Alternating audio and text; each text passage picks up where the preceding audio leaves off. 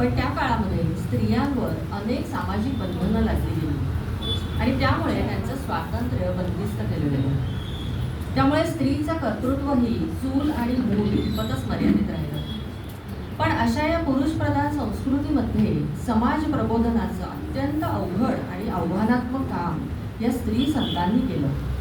त्यामुळे स्त्रियांमध्ये आत्मविश्वास जागा झाला आणि स्त्रिया मोठ्या संख्येने भक्ती मार्गाकडे वळायला लागल्या. या स्त्री संतांमध्ये बंडखोर असं म्हणता येईल अशा या संत जनाबाई. आता आपण त्यांचीच रचना ऐकली.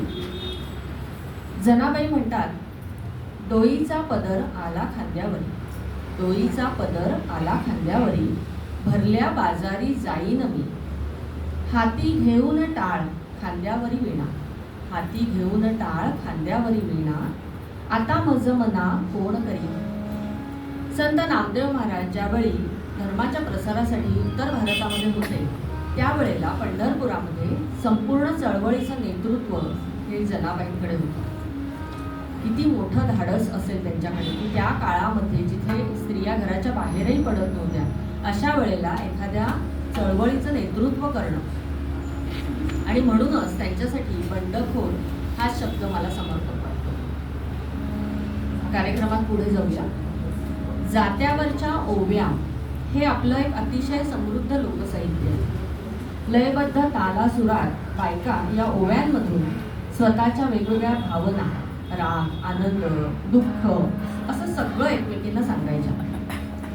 आजच्या भाषेमध्ये व्हेंटिंग आउट असंच म्हणूया आपण याला.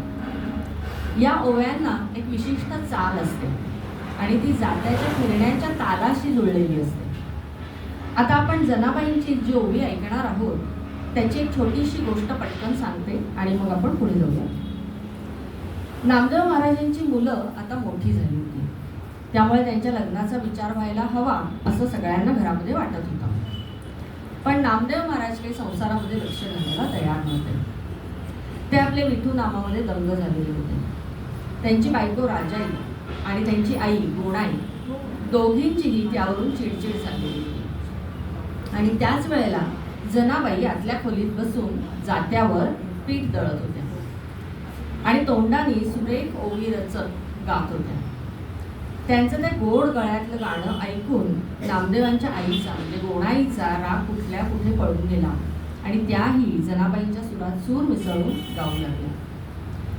चला, संगीता मेहेंदळे आणि श्रुती आगरकर आपणही आता या दोघींबरोबर या ओवीचा आनंद घेऊयात. माझी सगळ्यांना विनंती आहे, ओवीमध्ये तू ये रे बा विठ्ठला असं आहे, तर आपण सगळ्यांनी मिळून ते म्हणूयात म्हणजे त्या ओवीचा आनंद सगळ्यांना मिळेल. ठीक आहे.